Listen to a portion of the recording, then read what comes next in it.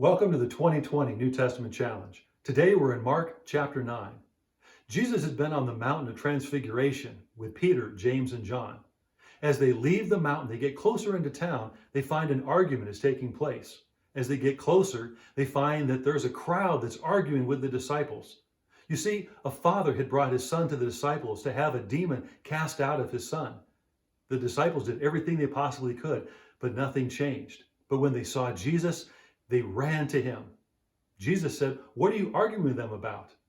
The situation unfolded, and he said, "Bring the boy to me." The disciples had a situation that was beyond their control. They did everything they possibly could, but nothing changed.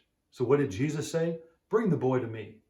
Whenever we're facing a situation, no matter if it's large or small, the best thing we can ever do is bring it to Jesus. Well, when the boy came near Jesus, the demon inside the boy saw Jesus and he threw that boy into a convulsion. He was rolling around on the ground, foaming at the mouth.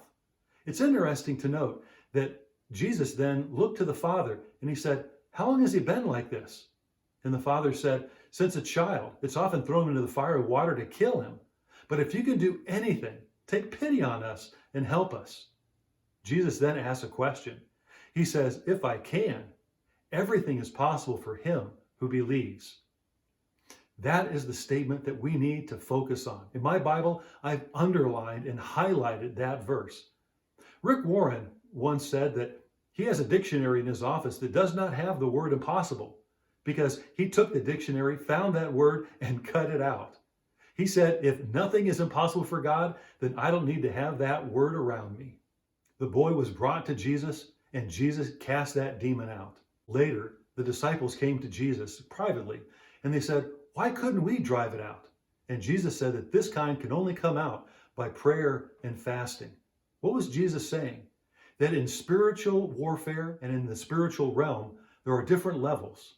And this kind, he said, can only come out by prayer and fasting. When we're facing something that's different levels spiritually than we ever have faced before, we need to do something more than we have before. We need to pray, but then we need to fast as well. Fasting is a spiritual discipline where you give up something for a time and replace what you were doing with prayer. You're serious. You need to hear God's voice. You need to see his hand move. And so you're willing to give something up and then replace it with that which you're desperate for, God's hand at work. And so we fast. We need to first believe that God is able. Then we need to fast and we need to pray. Are you facing something beyond your control?